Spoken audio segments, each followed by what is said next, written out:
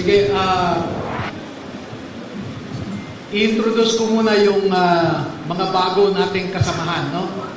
Dahil alam nyo na yung 18 na nauna. So, unahin kong ipakilala sa inyo si former Sergeant Jeron Valderrama, no? Dati itong miyembro ng Philippine Marine Corps.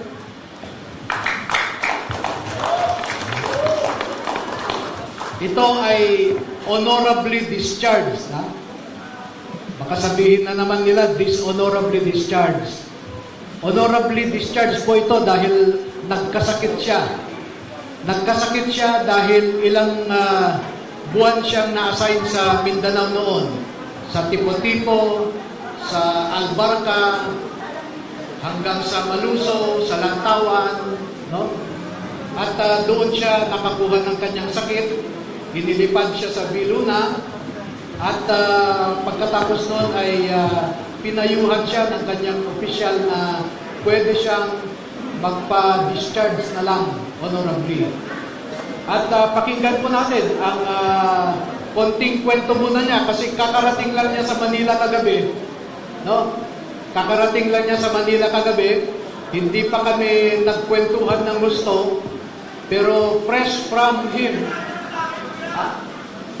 him ay magkwento siya kung ano yung kanyang naranasan noong empleyado siya ni Zaldico. So, Jeron? Magandang hapon po sa inyong lahat, mga kababayan, may Pilipino. Ako po si Jeron Gaviria Valderrama. Bali po, tama po siya Tony na gagaling po lang namin sa palikadating lang po natin dito sa Manila, galing po ng mga probinsya. Year 2009 po, bali pumasok ako sa Philippine Marine Corps hanggang 2011 po.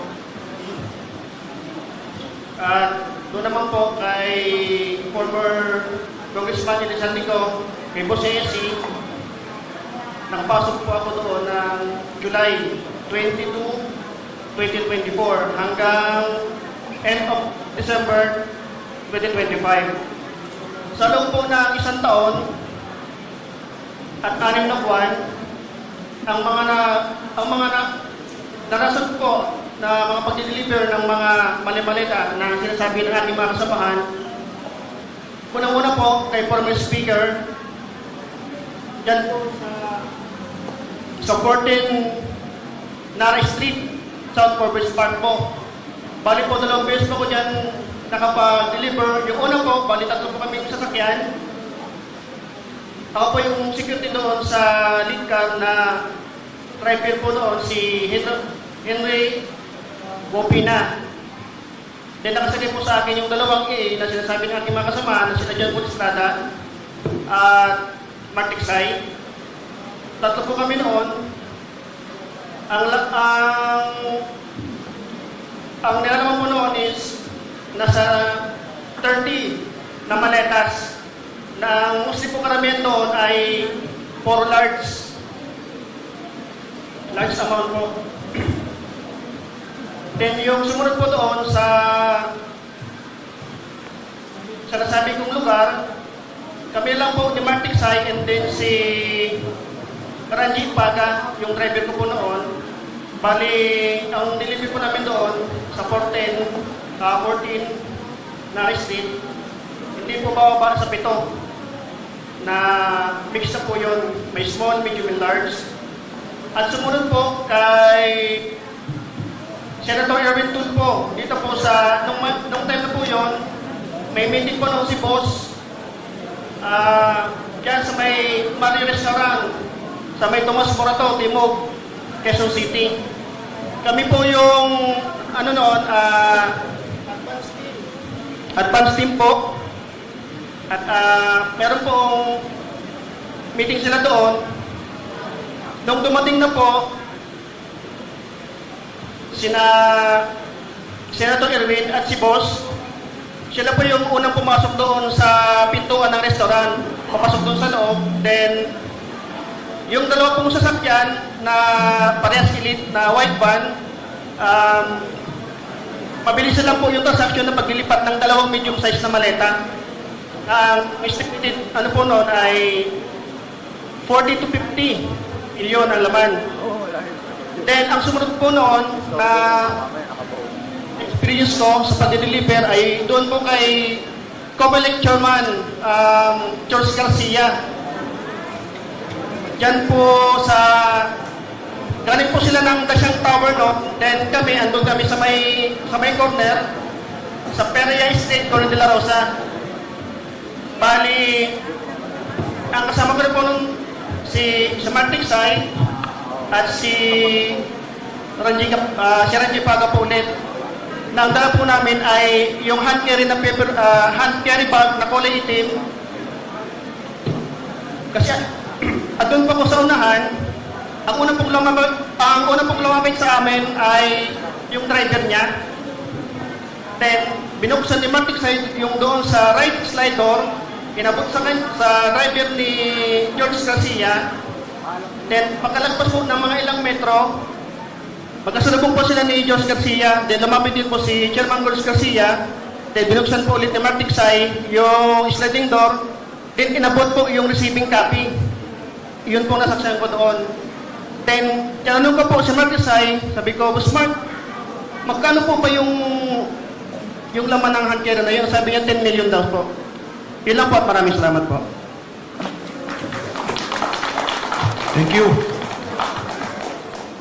Sinong susunod sa mga ganito kung pwedeng i-clear lang natin yung sa likod kasi yung screen, may mga pictures na ipe-present. Kung maaari lang po yung mga nasa likod, i-clear lang natin. Nakikita ba ninyo lahat? Okay. Boss, paki-clear lang muna natin.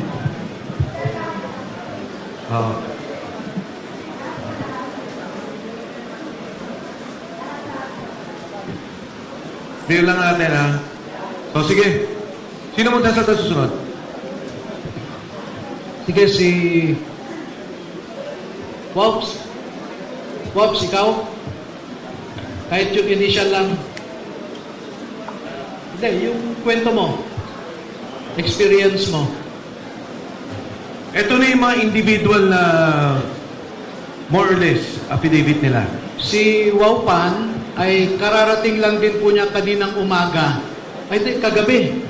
Kasi umuwi po siya sa Jensan dahil naapektuhan ang kanyang pamilya sa dumaan na lindol. Pati rin po si Dado. Umuwi po sila sa Mindanao noong immediately after the earthquake dahil umiiyak yung kanilang mga anak. Siguro affected psychologically. So, dumating po sila kagabi. Hindi ko po natapos yung affidavit nila. No? So, kung ano lang yung natapos ko, base sa unang nilang kwento, ay yun ang babasahin siguro niya. Wow.